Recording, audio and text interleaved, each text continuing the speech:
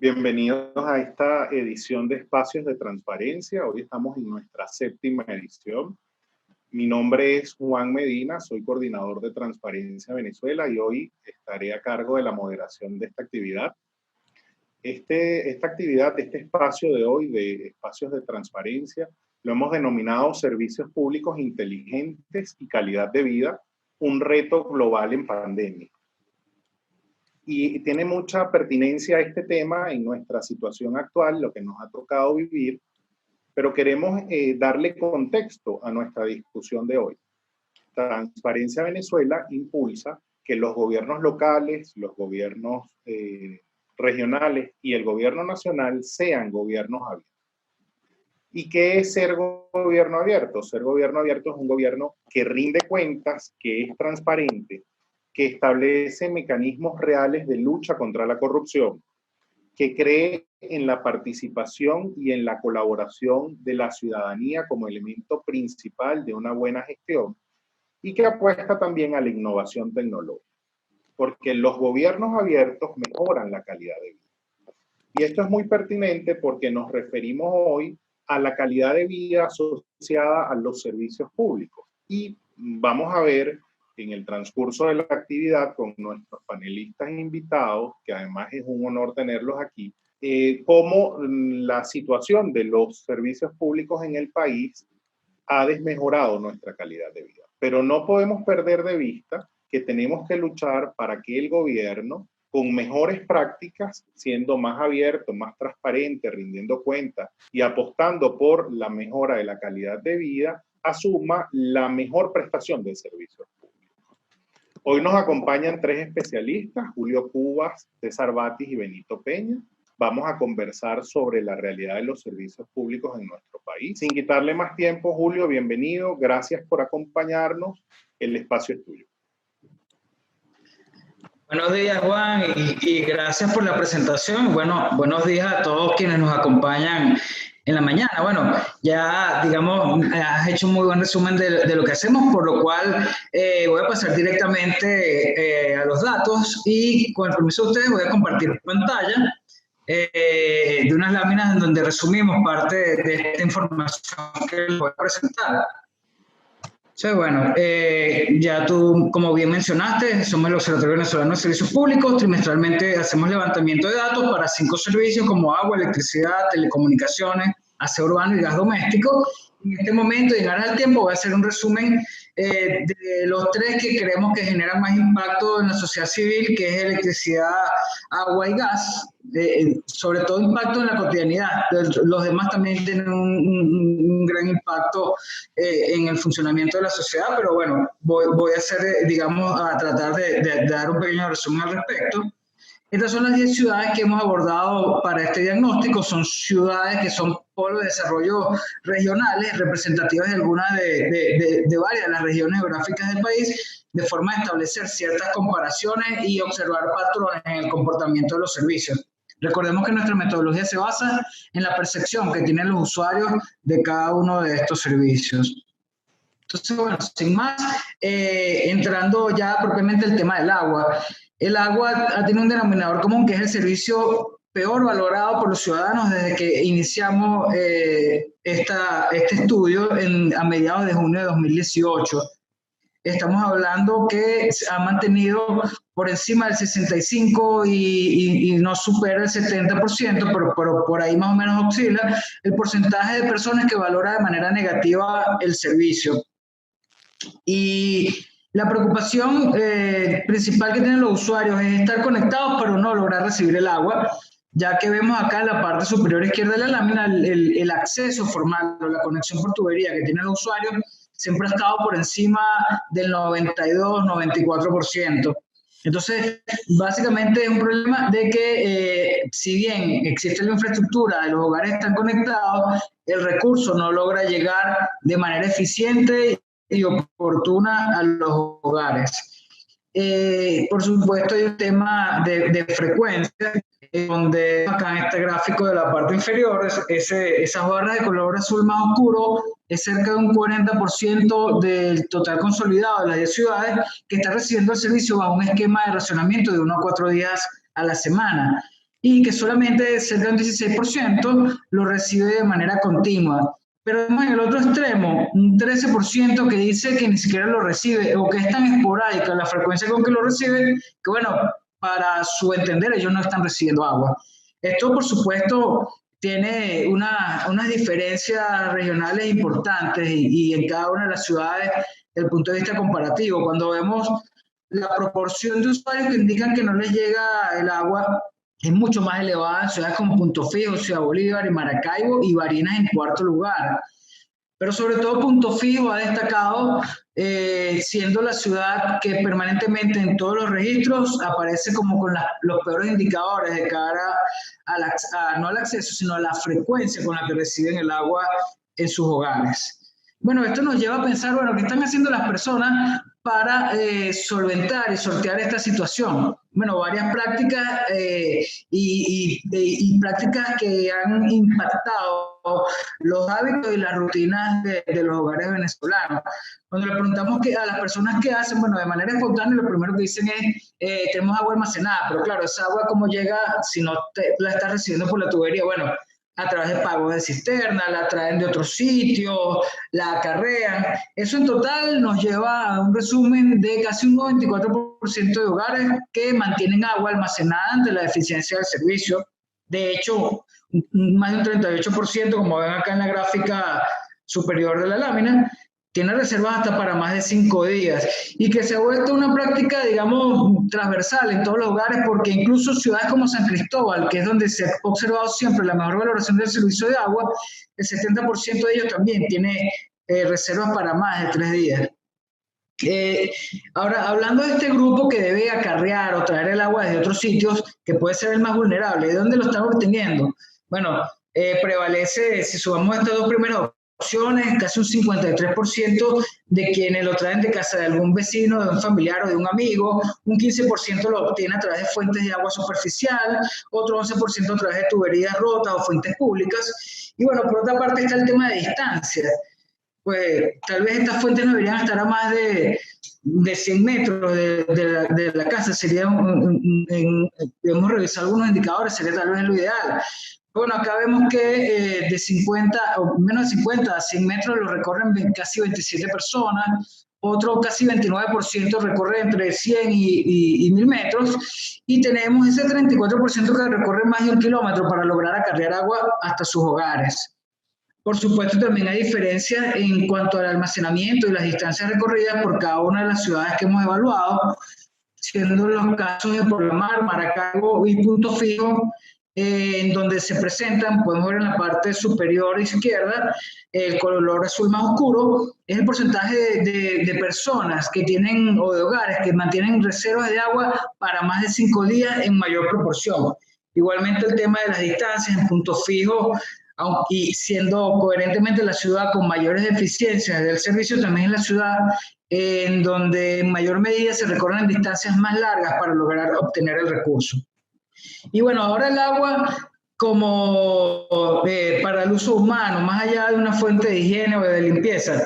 ¿Cómo están haciendo las personas para potabilizar el agua? Bueno, las 3 primeras opciones principales que suman el 84% de las respuestas es hervir agua, comprar agua embotellada o usar filtro. Por supuesto, hervir el agua siempre ha sido la más común y la más frecuentemente, digamos, aplicada porque es la más económica, es la más fácil, es la más práctica, casi el 40% de las respuestas. Pero la segunda opción es la compra de agua embotellada, incluso sobre el filtro o sobre el uso de cloro o pastillas purificadoras. Y ha sido Valencia y Ciudad Bolívar, como vemos acá en la parte central de la lámina. Valencia y Ciudad Bolívar son las ciudades donde en mayor medida las personas incurren en el gasto de comprar agua embotellada para garantizar la calidad del agua que van a consumir en el hogar. Acá, bueno, más allá de los datos, imágenes que hemos capturado, y sin más voy a entrar en el tema eléctrico, que tal vez es uno de los más relevantes, porque es el servicio de los servicios. Al fallar la energía eléctrica van a fallar en cadena los demás servicios. Y lo que hemos visto en términos generales es que las regiones del occidente del país, las ciudades, perdón, en la región occidental del país, son las que presentan las mayores deficiencias de cara al servicio eléctrico, en cuanto a interrupciones, en cuanto a la calidad de la percepción de calidad que tienen los usuarios del servicio. En la parte inferior vemos que el total general de cómo se observa la percepción negativa del servicio asciende a casi el 59%. Pero vemos, luego graficamos los niveles de aceptación que se tienen sobre este servicio, básicamente en valoración positiva. Y vemos al extremo derecho de esta gráfica inferior cómo son San Cristóbal, Maracaibo y Barquisimeto, donde se observan los más bajos niveles de aceptación del servicio. Estamos hablando entre el 19 y el 22% de personas que de una u otra forma calificaron de manera positiva el servicio. Si lo vemos en contraste, tiene entre el 80 y casi el 90% de personas que lo calificaron de forma negativa, que tienen quejas sobre este. Luego, bueno, básicamente en función de qué obedece esta percepción que tienen los usuarios, bueno, está muy ceñido a la frecuencia de apagones a la que están expuestos estos usuarios. Vemos que para el total consolidado de las 10 ciudades, un 40% dice que le falla el servicio de manera diaria y que casi la mitad de esto dice que es varias veces al día, o sea, que no es que le falle una vez, sino que son múltiples fallas diarias. Y consistentemente encontramos encabezando la lista de las ciudades con mayor o con más personas expuestas a mayor frecuencia de apagones, como San Cristóbal, Maracaibo, Barquisimeto y en cuarto lugar, Barinas. Coherentemente, ciudades del occidente del país. ¿Y esto por qué? Bueno, porque son las ciudades que más apartadas están geográficamente de nuestra fuente principal de energía, que es la hidroelectricidad del Guri. El sistema está diseñado para que el Guri aporte entre el 60 y el 70% de la energía de fuente hidroeléctrica y esta sea compensada por fuentes termoeléctricas. Sin embargo, pues la dependencia cada vez ha sido mayor, el aporte de las fuentes de las plantas termoeléctricas cada vez ha ido disminuyendo y esto pone una mayor situación de vulnerabilidad estas ciudades que están más apartadas de esa fuente hidroeléctrica, por lo cual se requiere de más infraestructura, de más logística para hacer llegar la energía eficientemente a estas localidades. Esto no quiere decir que el oriente esté en óptimas condiciones, pero en el occidente se experimentan mayores dificultades de cara a la recepción constante del servicio eléctrico. Bueno, en cuanto al tema de gas, vemos que es el principal recurso usado en los hogares para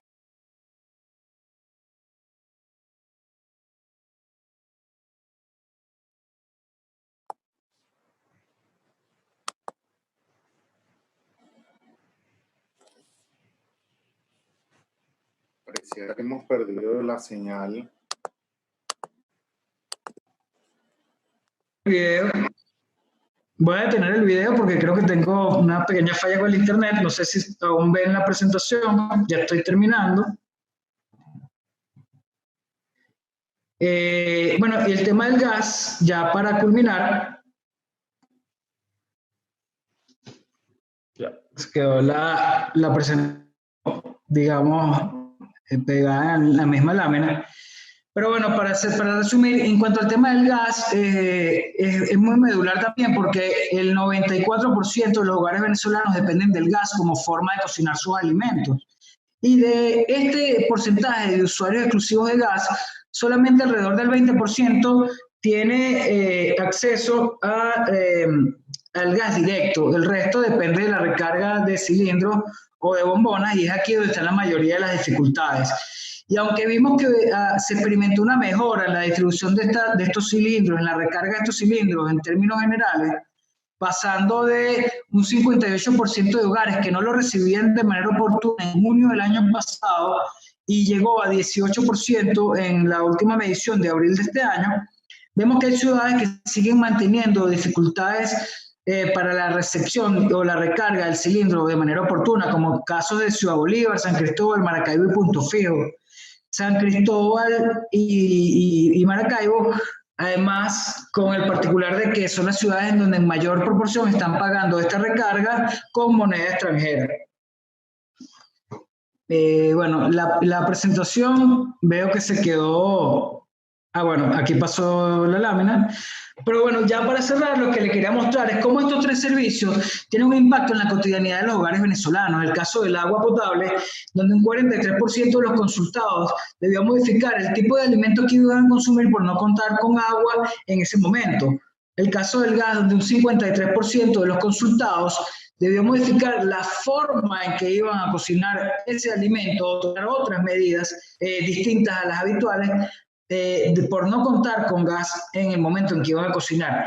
Y pareciera que tal vez el servicio eléctrico es el que proporcionalmente genera mayores impactos, cuando vemos que el 70% de los encuestados debió modificar algún aspecto de su rutina cotidiana por no contar con el servicio de energía eléctrica, siendo más altos estos valores en San Cristóbal y Maracaibo.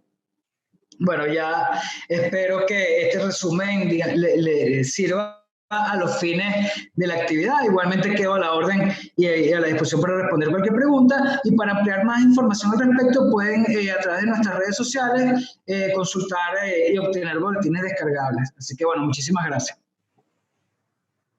Julio, muchísimas gracias. Impactante ver en cifras la realidad venezolana y te agradecemos por la claridad de la explicación. Nuestro segundo panelista es César Batis.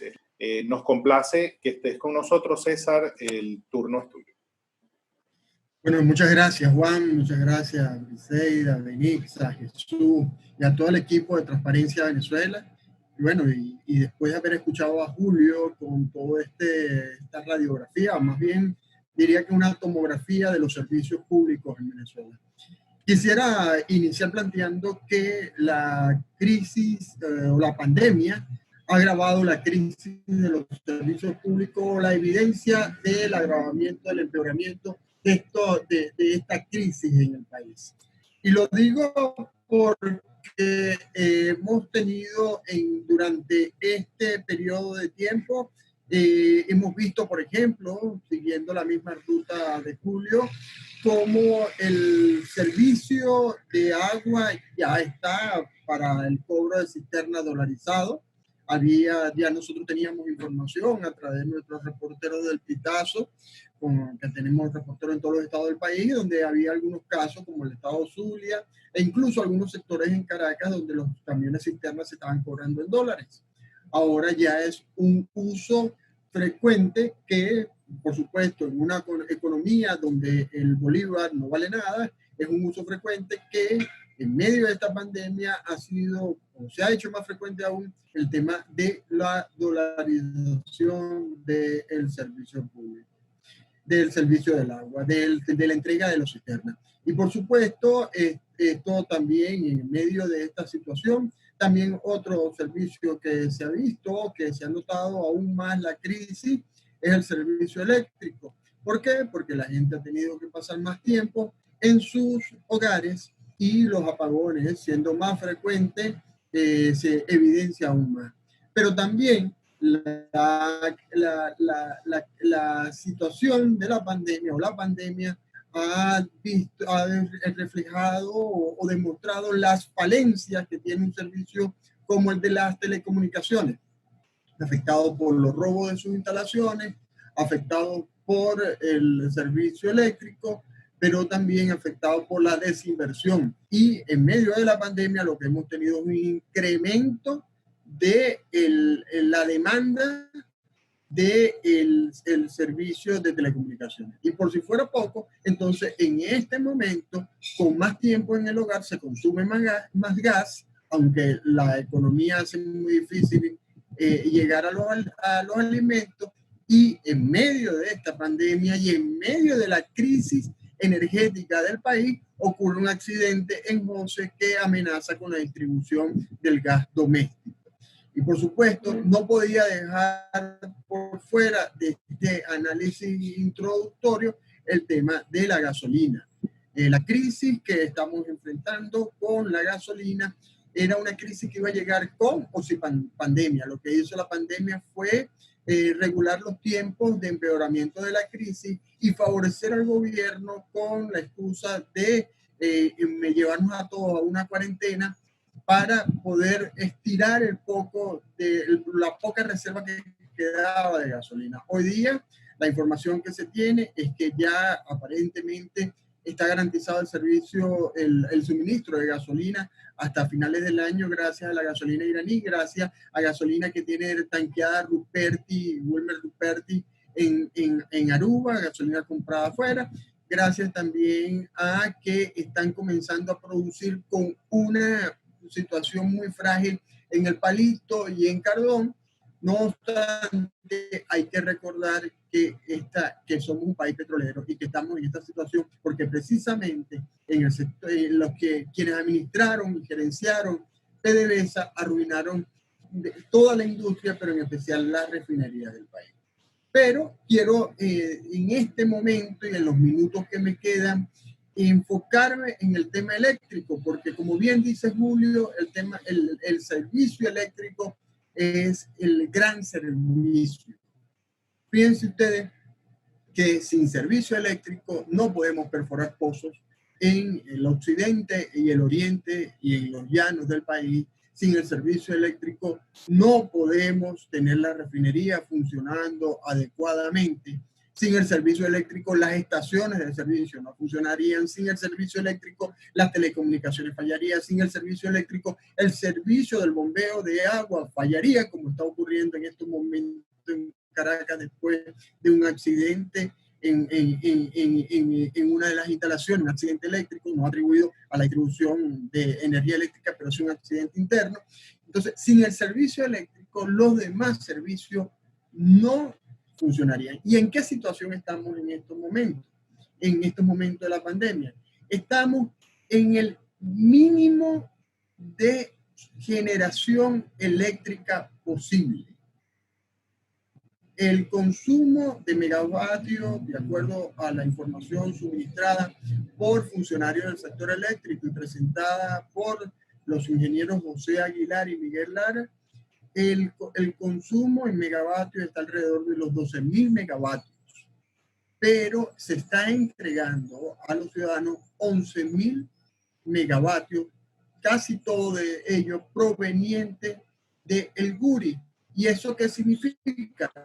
Eso significa que se está exponiendo el país a una sobrecarga en las líneas de transmisión que salen del Guri, y eso pudiera provocar apagones, accidentes que originarían periodos de no prestación del servicio eléctrico por un tiempo que no pudiéramos determinar en estos momentos, pero que hay que hacer la salvedad que el equipo de Corpoelec, la gente que está ahorita al frente de Corpoelec, se ha acostumbrado a vivir en medio de esta crisis, sabe cómo más o menos solventar y resolver estos apagones, y por eso adelanto, porque seguro que es una de las preguntas que van a hacer por allí, adelanto para decirles que no se espera que haya un apagón nacional como lo que ocurrieron el año pasado, de tanta dimensión en horas, en tanta dimensión en días.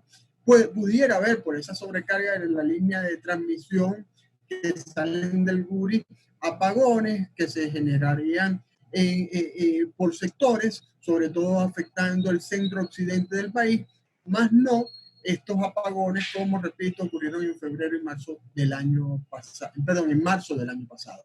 Entonces, el servicio eléctrico en estos momentos está en su mínima expresión de capacidad de generación eléctrica, entre otras razones por la gran corrupción e ineficiencia ya expresada en trabajos que hemos publicado, que Transparencia también ha recogido y ha hecho sus propias investigaciones, en la inversión que se hizo para el blindaje eléctrico de Venezuela, que como otras de tantas quedó como una gran mentira de Chávez. Ese blindaje eléctrico de Venezuela lo que sirvió fue para que se dilapidaran por lo menos 40.000 millones de dólares entre el año 2009 y 2013, enriqueciendo a grupos como el que ya ustedes conocen, del que hemos hecho mención y el que he investigado bastante, como es este grupo Derwick, que ahora ha diversificado sus inversiones y tiene fábricas de lentes, tiene bancos, tiene inversiones petroleras, que por cierto, una de esas inversiones petroleras está en Petro Zamora, que está en el Zulia, y que gracias a conchupancia con el gobierno nacional tienen garantizado el servicio eléctrico, las instalaciones o los pozos de Petro Zamora, esta empresa donde están los accionistas de Derwent, tienen garantizado el servicio eléctrico. Entonces, el punto es que ese blindaje eléctrico del que nos hablaron no existe, pues las plantas eléctricas que tenemos en estos momentos, las plantas termoeléctricas, las que funcionan con el servicio, con el servicio de, o con el suministro de gas, con el suministro de fluid, con el suministro de gasoil, no están funcionando y fueron en ellas donde más se invirtió.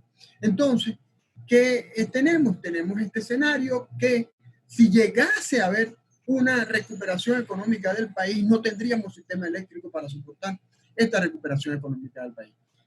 Si, e incluso, y esto lo vuelvo a citar a Aguilar y Lara, que dicen que si regresaran de pronto los 5 millones de migrantes o la mitad de esos 5 millones de migrantes que se fueron del país en medio de la crisis, el consumo eléctrico aumentaría tanto y el sistema eléctrico no tendría capacidad. Si bien es cierto que estos grandes apagones en esta situación que se está presentando ahorita de un bajo consumo, de una baja distribución de energía o una baja generación de energía, si bien es cierto que estos grandes apagones no están planteados, sí podemos ver, y el Observatorio Venezolano de Servicios Públicos lo ha reportado, y lo hemos reportado a los medios de comunicaciones, que siguen ocurriendo apagones parciales en ciertos sectores. Ya esos son apagones que están asociados más con la distribución. Pero sí quería advertir algo acá, que una información que me dieron expertos del Grupo Subaga, una información algo delicada porque ya sabemos cómo se maneja el gobierno venezolano y cómo lo manejo. El caso, por ejemplo, cuando el colega Luis Carlos Díaz dio aquella información para que la gente se preparara en caso de un apagón, cómo recoger información. Hay una situación bien delicada en Caracas, y es que las líneas los cables que vienen de las subestaciones, por ejemplo, de Boyacá, a zonas importantes de Caracas, esas líneas están protegidas por nitrógeno, y esas líneas que necesitan mantenimiento constante, y ese mantenimiento constante no se ha dado, y ese pudiera ser un evento que tendríamos y que generaría apagones puntuales, no nacionales, por un tiempo determinado. Finalmente, ya para ir terminando, quisiera hablar también de qué es el futuro. Puedo asegurarle por las diferentes fuentes con las que he conversado que si ocurriese la transición, uno de los sectores que primero recibiría recursos sería el sector eléctrico, por ser, como lo dijo Julio, el gran servicio. Y como lo explicaba, de este servicio dependen tantas otras cosas más, y por supuesto la cotidianidad de todos nosotros venezolanos. Si llegase a ocurrir la transición, hay ya no negociaciones, conversaciones, hay proyectos. Y en estos proyectos es donde yo quisiera llamar la atención de todos los que estamos en este foro. Porque hay quienes dicen, incluso, y esto no incluso, personajes dentro de la oposición que han querido afirmar alegremente que se necesitarían 50.000 millones de dólares para recuperar el servicio eléctrico. Hay un grupo de personas que han estado trabajando con el Banco Interamericano de Desarrollo, con el Banco Mundial, y han llegado a cálculos, entre ellos, vuelvo a citar a Aguilar y a Lara, hablan de una inversión que no superaría los 15.000 millones de dólares en un periodo de 12 trimestres para recuperar el servicio eléctrico en Venezuela.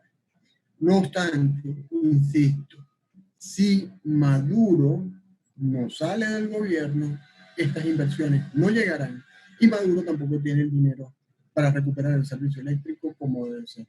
Entonces, estamos entrampados en cuanto al servicio eléctrico, porque por un lado, si Maduro continúa en el poder, no tienen los recursos para invertir en el servicio eléctrico, y si por alguna razón hubiese una recuperación económica, el servicio eléctrico como está, no tiene la capacidad para soportar esa reapertura. Hablemos ya más específicamente de reapertura de zonas industriales en el país.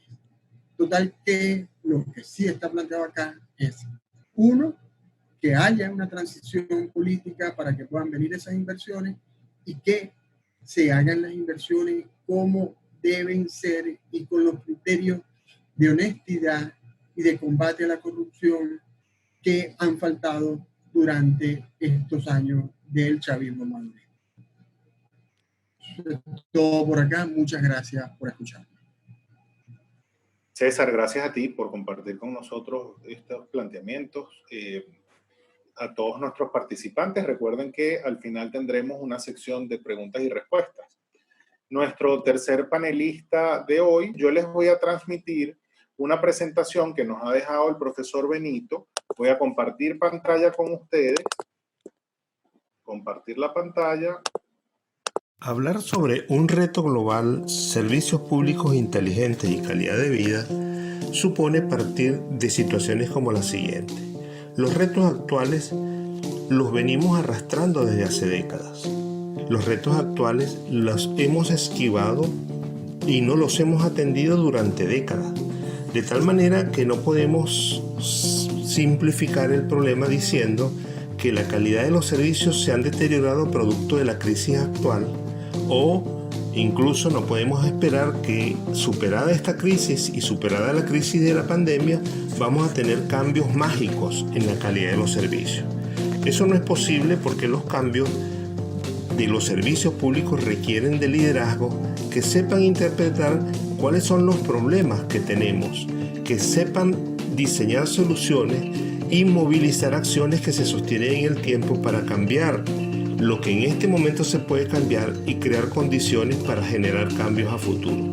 Por eso es importante que identifiquemos los principales obstáculos que vamos a tener para promover estos retos y sobre todo identifiquemos algunas líneas de acción para iniciar esa transformación que nos va a llevar a alcanzar estos retos. Uno de los principales obstáculos que vamos a encontrar en asumir los retos de mejorar los servicios públicos en Venezuela es que tanto los ciudadanos como la mayoría de los dirigentes políticos no manejan información sobre cómo funcionan los servicios, no manejan información sobre sus complejidades, las interrelaciones que hay entre lo ambiental, lo financiero, lo tecnológico, lo comercial. Menos se maneja información sobre costos, cuánto cuesta llevar un vaso de agua a una casa o cuánto cuesta traer un kilovatio desde Guri hasta Barinas. Menos información tenemos si esos servicios son sostenibles, si esos servicios se pueden mantener en el tiempo. El segundo obstáculo, que está relacionado con el anterior, tiene que ver con cómo los dirigentes políticos generalmente no se capacitan para comprender las complejidades de la gestión de los servicios públicos. La mayoría de los servicios públicos tienen enormes complejidades ambientales, tecnológicas, administrativas, financieras, que normalmente los dirigentes políticos no comprenden, desconocen y algunas veces se empeñan en no querer conocer. Veamos algunos ejemplos en las láminas siguientes. En el caso de la gestión del servicio agua potable y saneamiento, vamos a encontrar complejidades ambientales como la siguiente. No siempre se tienen estudios ni se maneja información precisa sobre cómo las actividades agrícolas, cómo la tala de la actividad agrícola, cómo la ganadería de altura, cómo la quema y la reducción de la capa vegetal está deteriorando los ecosistemas de las cuencas hidrográficas, que es de donde surge el agua que procesan los acueductos. De igual manera, la calidad del agua es afectada por los desechos industriales y los desechos urbanos, y allí no hay preocupación ni se establecen políticas para ver cómo la basura no se debe lanzar a el lecho de los ríos, cómo los desechos industriales no deben llegar a las fuentes de agua que alimentan los acueductos.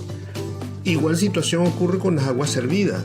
No se tienen sistemas de tratamiento de agua y muchas veces los desechos de las aguas servidas son vertidos en el río aguas arriba antes de que sean captados por los acueductos. Eso conlleva a que la calidad del agua que el acueducto tiene que procesar va a tener muchísimas más complejidades. Pasando a las complejidades tecnológicas del servicio de agua potable y saneamiento, veamos lo siguiente. No siempre se tiene claridad si el agua que se está distribuyendo es potable. Puede ser que usted vea un agua cristalina, pero esa agua puede tener residuos de productos químicos. Generalmente las plantas no están preparadas tecnológicamente para eliminar los residuos de los agroquímicos, por ejemplo, o los residuos de las aguas servidas. Por otra parte, no siempre se tiene claridad si la cantidad de agua potable generada por una planta cubre las necesidades de la población. Menos aún se tiene claridad sobre cuánto se deben expandir las plantas, cuánto deben crecer las redes para poder ir adelantándose a la demanda futura de agua. De igual manera, no siempre se tiene claro si la cantidad de agua procesada llega a los usuarios, debido a que las redes, si no se les hacen los adecuados mantenimientos, generalmente van a tener roturas, van a tener válvulas que empiezan a deteriorarse y por allí se pierde una cantidad de agua que es lo que generalmente se llama agua no contabilizada. Pasando a las complejidades comerciales del servicio de agua potable y saneamiento, veamos lo siguiente. La distribución del agua depende del servicio eléctrico. Eso eleva los costos de la distribución y al fallar el servicio eléctrico, por supuesto, va a fallar el servicio del agua. De igual forma, tenemos serios problemas para recuperar los costos del servicio.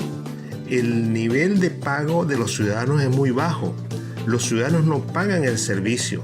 Además, el precio que se cobra por la generación, la distribución y la entrega del agua es muy bajo. El precio del agua es irrisorio. Además de que los ciudadanos tienen un alto consumo por habitante. Entonces, si los costos de distribución se van elevando, si no se cobra el servicio, si el precio es muy bajo, si los ciudadanos no tienen en sus hogares medidores que controlen su consumo y si no se les cobra el consumo, van a tener un alto consumo de agua. Por lo tanto, estos factores financieros son los que han reducido la capacidad de hacer expansiones y el adecuado mantenimiento de las instalaciones de los sistemas del servicio de agua potable y saneamiento. Además del desconocimiento de las complejidades antes descritas, encontramos otros obstáculos como los siguientes. Los ciudadanos no se sienten sujetos de derecho y creen que los servicios públicos son un regalo del gobierno. Entonces, sin ciudadanía activa no puede haber control social de los servicios y es imposible que se eleve la calidad de vida de los ciudadanos. Al no ejercerse la ciudadanía activa, la población no asume que los servicios públicos son bienes de todos los ciudadanos y que el ejercicio de ser ciudadano implica vigilar los servicios, cuidar los espacios públicos y los servicios, pagar el servicio público, usarlo racionalmente, exigir la entrega suficiente del servicio público, la entrega con regularidad y la entrega con calidad. También vamos a encontrar obstáculos de tipo político.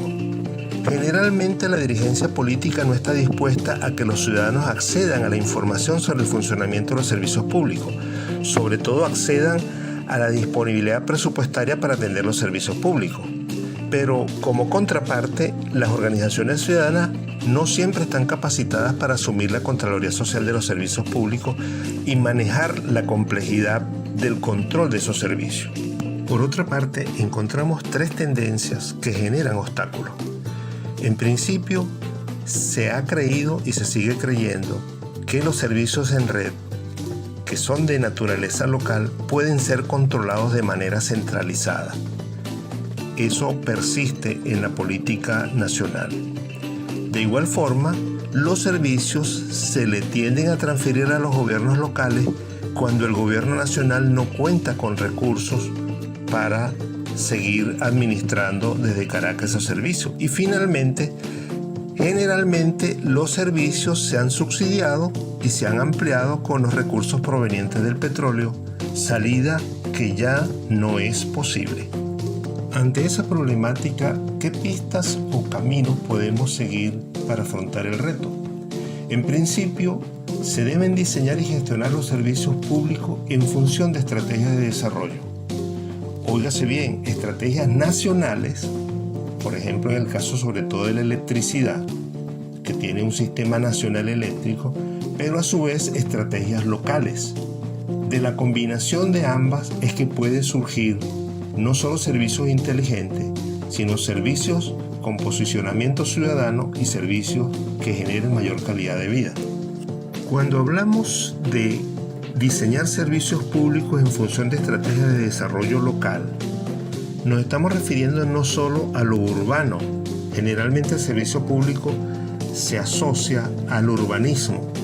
Necesitamos que los servicios públicos estén a tono con lo que significa el desarrollo industrial, con lo que significa las demandas del desarrollo rural, el desarrollo comercial y el desarrollo urbano. De tal manera que la seguridad ciudadana no es la misma en el medio rural que en el medio urbano.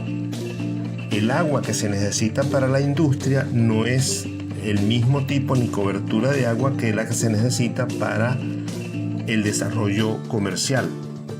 Esa diferenciación es clave para poder elevar la cobertura de los servicios públicos. Otra de las pistas es el desarrollo, la promoción de redes locales de participación ciudadana para el control de los servicios públicos.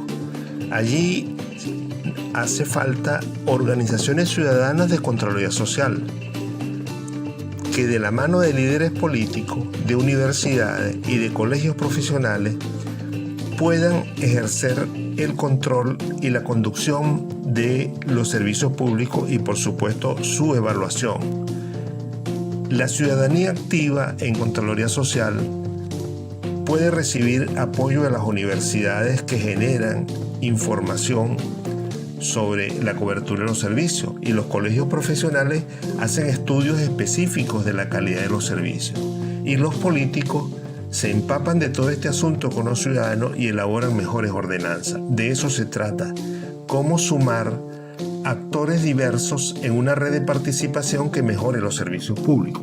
Todo lo antes expuesto exige la necesidad de promover programas de formación ciudadana, programas de formación de los políticos, de especializar a políticos en lo que significa el desarrollo municipal y en la gestión de servicios públicos de calidad, de programas de formación ciudadana que ayuden a que los ciudadanos conozcan los servicios, sus complejidades, a que aprendan a cómo cuidar los espacios públicos, a cómo usar racionalmente los servicios y sobre todo que adquieran la cultura de pago. Y finalmente requerimos también la formación de técnicos de las alcaldías que aprendan a hacer gobierno abierto, que aprendan a divulgar información sobre los servicios, que ayuden a que los ciudadanos se posicionen en el control y vigilancia de la gestión de los servicios públicos. Vamos ahora a pasar a nuestra sección de preguntas y respuestas. Hemos recibido algunas preguntas y respuestas, así que Julio, César, la batería va ahora contra ustedes. Pregunta Alexander Medina de Radio Fe y Alegría. Julio, una pregunta. ¿Por qué en los gráficos del servicio eléctrico no aparece Mérida? Ha sido una de las regiones más afectadas durante este año por los apagones. Ok, fíjate, sí, nosotros, bueno, el alcance que tenemos con nuestra metodología, nosotros abordamos ciudades, pues, y más bien hemos ido ampliando esa muestra. Nosotros iniciamos con alrededor de 6 ciudades, hemos pasado a 8, 7, 10, así progresivamente. En algún momento, durante el año pasado, llegamos a medir Mérida. En esta última muestra, pues, tenemos San Cristóbal, como parte, como representación de la región andina. Sin embargo, bueno, tenemos en el occidente del país solamente Barinas, o sea, por decir algo, Barinas, San Cristóbal, Maracaibo, Punto Fijo, como parte de una muestra. Sabemos que Mérida tiene problemas muy similares, los indicadores en ese momento nos dieron muy similares a los de San Cristóbal desde el punto de vista del tema eléctrico. De hecho, junto con San Cristóbal, Mérida fue una de las ciudades que más tardó en recuperarse luego de los apagones de marzo-abril, o que tuvieron más tiempo, más horas continuas sin energía. Pero sí, a nosotros pues, nos interesaría poder contar con todas las capitales, con todas las ciudades, pero bueno, también allí va, digamos, el alcance de lo que podemos hacer con lo que contamos, digamos, en ese momento, pues, pero sí, Mérida es una ciudad que entendemos y sabemos que tiene serios problemas desde el punto de vista de energía eléctrica y de servicios en términos generales. Gracias, Julio. Una pregunta para César, y es, ¿qué se sabe del proyecto de la CAF para plantas eléctricas del Zulia? Un proyecto que promocionó mucho la diputada Nora Bracho.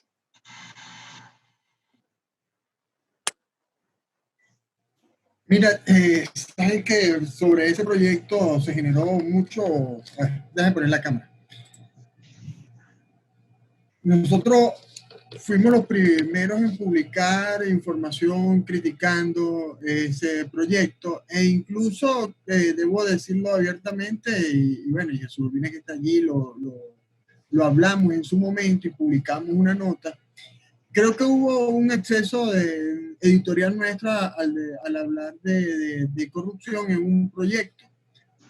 Porque hablábamos de sobreprecio, citando a la fuente que nosotros consultamos en ese momento, y ese sobreprecio en un proyecto en verdad que no es como tal, pues, porque se trata de un proyecto. No obstante, eran 350 millones de dólares, y lo que nosotros manifestamos en nuestras notas, en el artículo de opinión que yo escribí, y se lo manifesté a las diferentes ONG que estaban apoyando ese proyecto ante la CAF, e incluso Transparencia Venezuela también publicó algo al respecto, es que esos 350 millones de dólares para lo que lo estaban planteando, que eran unas máquinas, prácticamente unas máquinas que no eran unas máquinas para que permanecieran en el tiempo, sino que eran unas máquinas para atender la emergencia.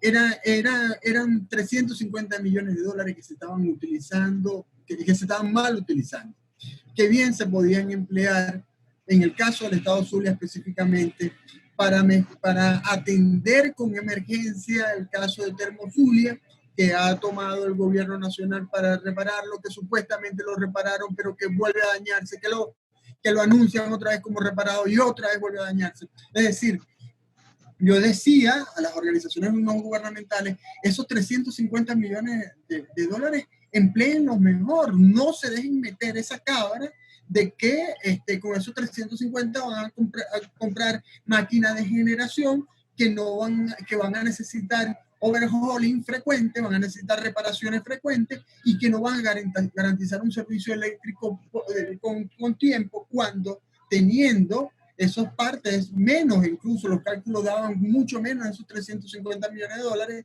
tú podías utilizar esos recursos para mejorar, para atender la emergencia, en el caso específico de reparar lo que había que reparar en Termozulia, pero además de hacer esto, de utilizar mejor el dinero, hay un tema acá que la corporación, que la CAF, porque ya no se llama Corporación de Fomento, es CAF, no estaba siendo transparente con ese crédito.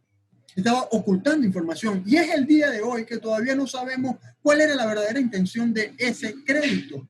Y todo parece, y de acuerdo a lo que leímos y publicamos en su momento, que la CAF lo que estaba era refinanciando la deuda para que no apareciera en sus libros esa deuda que bajara la calificación de la CAF en el mercado financiero internacional. Entonces, o era para atender la emergencia, era una ayuda humanitaria, o era para beneficiarte tú como CAF.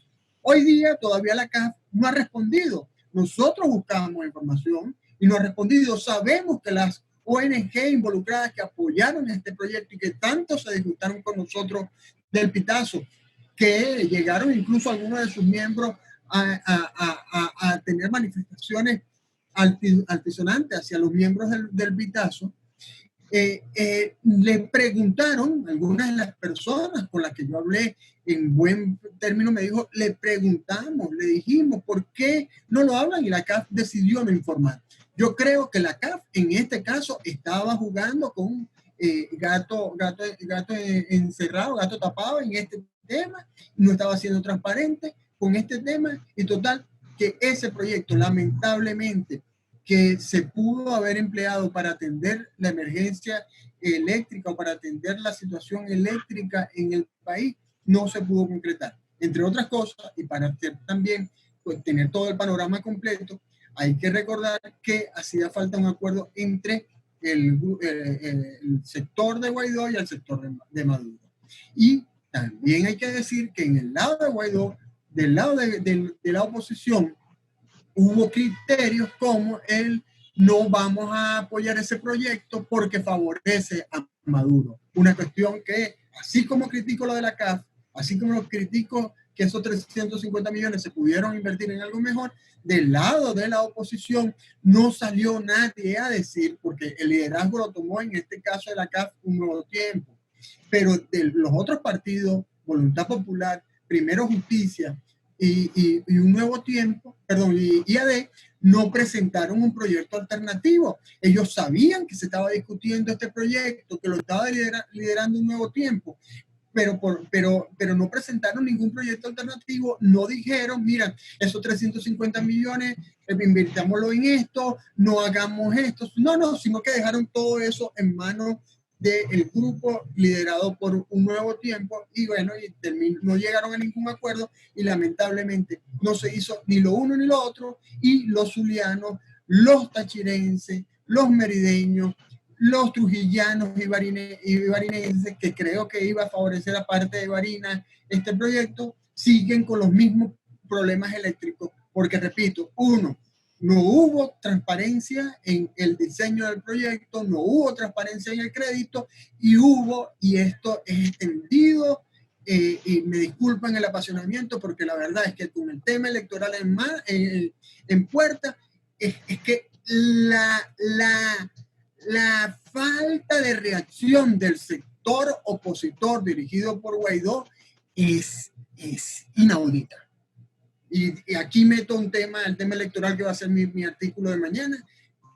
Las elecciones están planteadas, vamos a las elecciones, ya tenemos un nuevo Consejo Nacional Electoral y la oposición, me salgo del tema, pero es importante decirlo, porque es un elemento que revela el diagnóstico de lo que es la oposición, el liderazgo de la oposición que tenemos. No hay una estrategia en estos momentos para decir vamos a votar y tampoco hay una estrategia para decir nos abstenemos. Cualquiera de las dos decisiones que se tomen necesitan una estrategia que sea acompañada por la ciudadanía. Y esta falta de estrategia, se nota también en un tema como el sector eléctrico y en un caso específico, y disculpen lo largo que he sido, que ya me he tomado casi 10 minutos, porque es un caso que me llega muy cerca y me apasiona, de la CAF, también se notó esa falta de estrategia, esa falta de visión, también se notó en el crédito de la CAF. Gracias, César. Nos siguen llegando preguntas. Voy a agrupar dos preguntas y se las voy a hacer a ambos, tanto a Julio como a César. Para que nos dé tiempo de responder a todos, les pido que esta que les voy a hacer sea muy breve. ¿Desde cuándo se remonta el deterioro de los servicios públicos? Y la uno, con otra pregunta, ¿el gobierno de Chávez está involucrado en la destrucción del servicio eléctrico nacional? ¿Cuáles son las principales causas? Julio, adelante.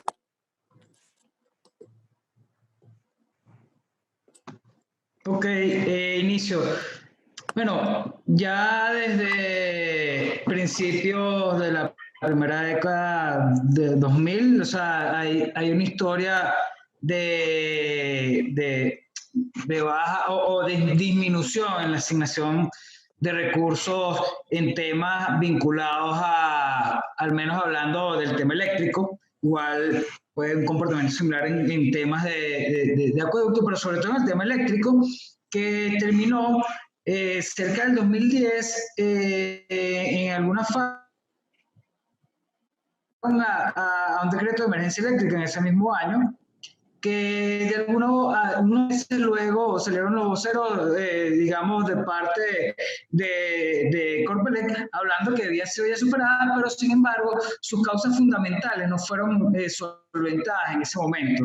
Y en lo sucesivo, pues, eso terminó en el deterioro básicamente de mucha de esa infraestructura que bajo esquemas de mantenimiento que tal vez no eran los oportunos ni lo más adecuado, pues devino en parte de la situación que tenemos actualmente. Digamos, por hacer un breve resumen de esa pregunta de cuándo pueden venir parte de esos problemas.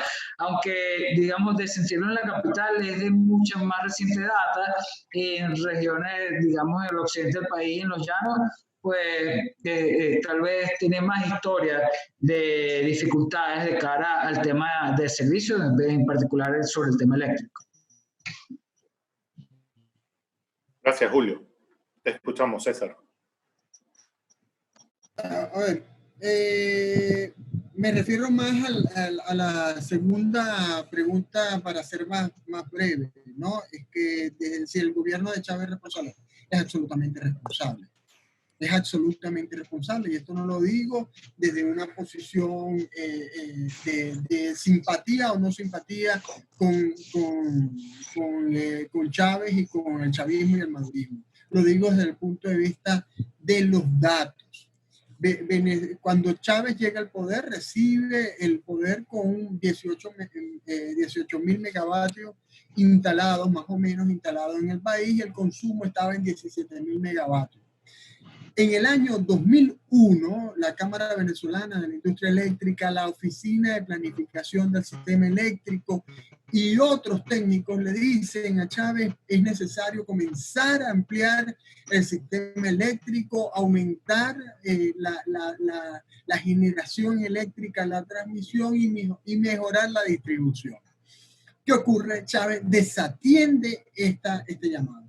En el año 2004, nuevamente analizando el panorama, se deciden hacer unas pequeñas, bueno, no pequeñas, porque realmente no son pequeñas, pero se deciden construir 5 plantas eléctricas, si mal no recuerdo, de las cuales 4 se le entregan, la administración de esos proyectos se lo entregan a un personaje que ha sonado mucho y que ahora está metido a místico allá en España, pero que aparece en todos los casos de corrupción, zuliano, por cierto, llamado Nervi Villalobos. El ingeniero Nervi Villalobos, como viceministro de Energía de Rafael Ramírez, recibe la administración de estos proyectos y se vincula con la mayoría de estos proyectos con una empresa que se llama Pacific Ring Energy. Pacific Ring Energy es una empresa de los hermanos Majet y Khalil, que son los mismos dueños de Atún Ebeba y de Hardware Technology, y vinculados en algún momento con Diosdado Cabello y con el Pollo Carvalho, y ahora vinculados con los hermanos Rodríguez. Bueno, esta empresa se le entregó en el 2005 estos proyectos, y en el 2010, que cuando comienzo yo a trabajar en el tema eléctrico, todavía no habían terminado estas obras. Esto después llega la crisis eléctrica a partir de junio del 2009 y comienzan ya, fíjense un detalle que es el de la interioridad de las historias de la empresa Derwent. Ya en el 2007 llega Javier Alvarado como presidente de Corpoelec, después que PDVSA compra la electricidad de Caracas, y ya en ese momento sabían que tenían que construir obras eléctricas. ¿Y qué pasó? Bueno, entran en escena estos muchachos de Derwent y comienzan a cuadrar estos negocios. Después ya no estaba Nervi Villalobos como viceministro, porque a raíz del tema de la vueltosa, Chávez lo votó de todo el entorno del gobierno, pero Nervi Villalobos quedó como asesor de Javier Alvarado en Corpoelec y comenzó a mover las teclas para que empresas como Ovar de Roberto Rincón, esta Derwit o KCT de Blas Herrera, se quedaran con proyectos eléctricos.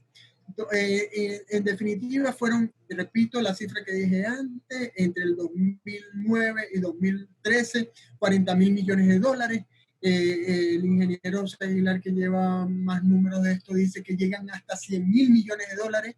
Y bueno, y conclusión, respondiendo ya directamente, y como lo dije al principio, por supuesto que el gobierno de Chávez es absolutamente responsable, porque después de haber pagado para instalar, supuestamente están entre instalados y comprados, entre instalados y arruinados, entre instalados y guardados, 42.000 megavatios, guardados porque digo, están guardadas las máquinas, se compraron y están guardadas, 42.000 megavatios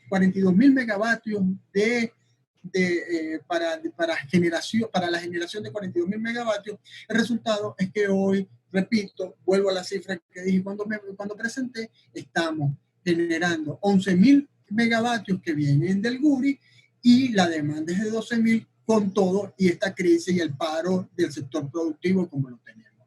Total, repito, es absolutamente responsable y lo digo a partir de los datos y no de alguna creencia política, ideológica o simpatía hacia un personajes o partidos políticos.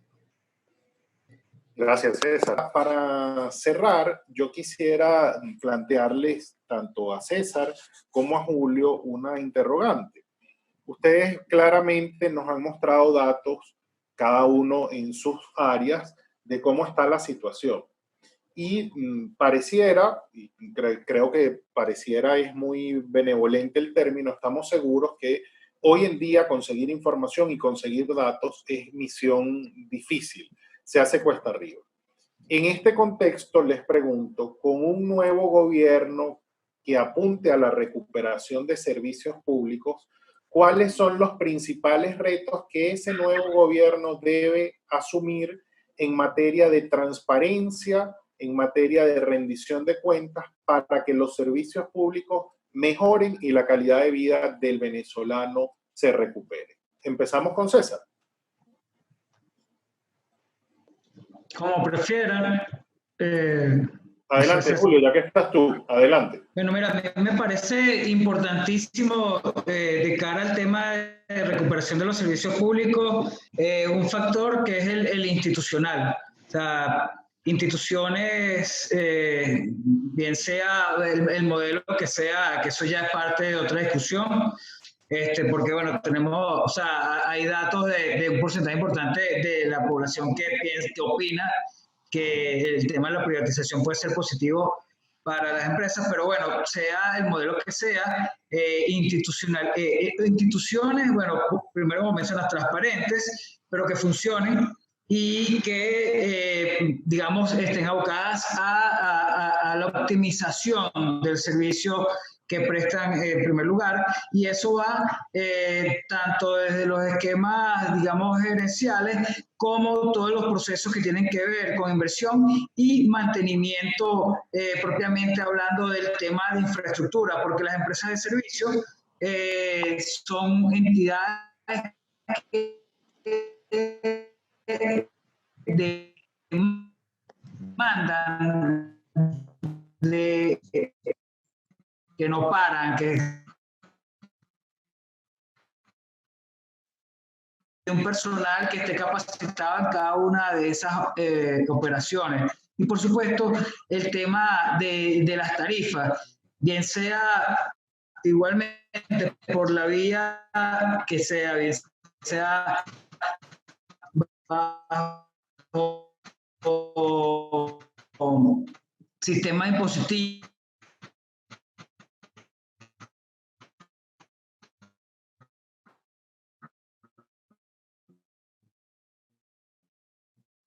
tiene que haber una sostenibilidad financiera también de esas empresas prestadoras de servicios. Creo que por ahí serían tal vez los elementos que veo a grandes rasgos más importantes para avanzar en los procesos de recuperación de las empresas prestadoras de servicios. Muchas gracias, Julio. Adelante, César. Bueno, yo voy a hablar desde el punto de vista de mi experticia y es que creo que uno de los retos, o comenzaré por este, por supuesto que hay muchos otros más retos, uno de los retos es comunicacional. Comunicacional porque la población venezolana, el ciudadano venezolano tiene que aprender a que el servicio público, los servicios públicos se pagan. Los servicios públicos no son gratuitos. Los servicios públicos,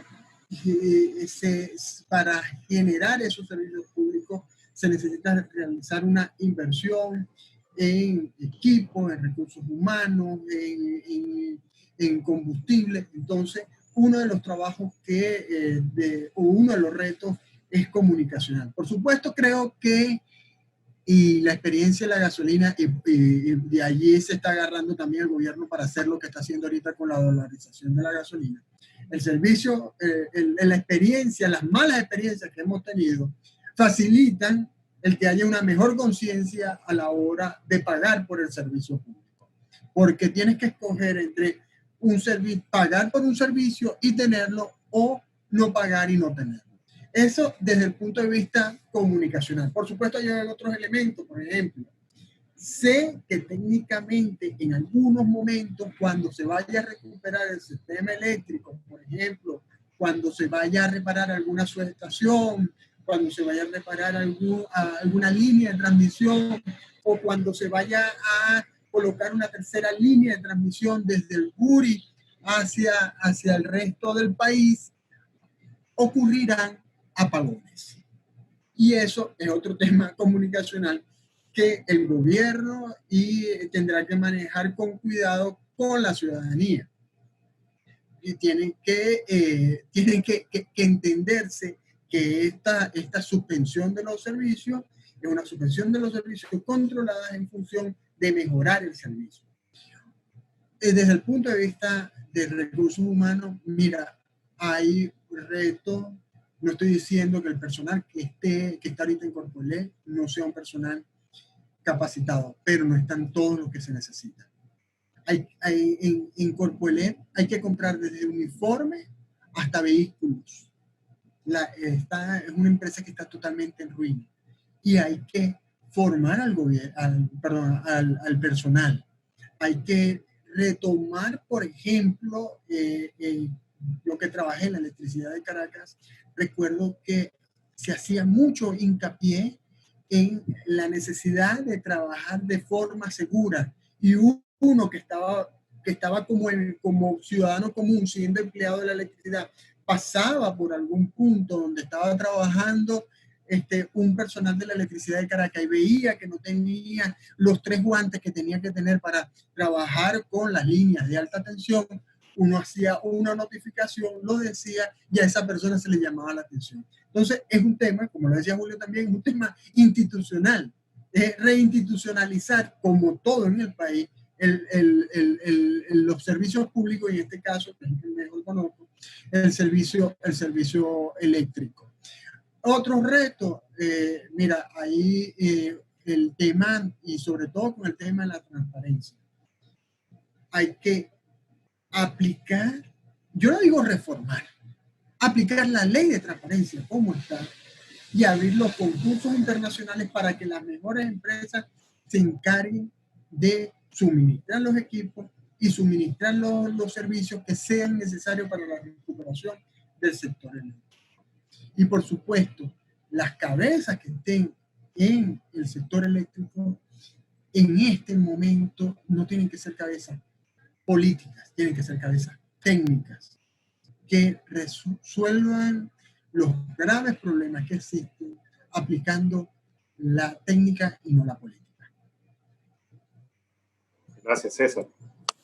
Queda claro que para la recuperación de los servicios públicos es necesario que el gobierno sea transparente y rinda cuentas, que establezca mecanismos reales de lucha contra la corrupción para que recuperemos nuestra calidad de vida. Queremos agradecer especialmente y con toda sinceridad a nuestros panelistas, César, Julio, al profesor Benito, que está desde Barinas y los problemas de conectividad a Internet no le permitieron que lo escucháramos, pero nos dejó su presentación y le agradecemos infinitamente a los tres. Gracias por compartir con nosotros sus visiones. Creo que ha sido un espacio privilegiado poder escucharlos a ustedes. Gracias por el trabajo que realizan en función y aporte al país. Gracias a todos por acompañarnos una vez más. Gracias por compartir este espacio. Que tengan un feliz día.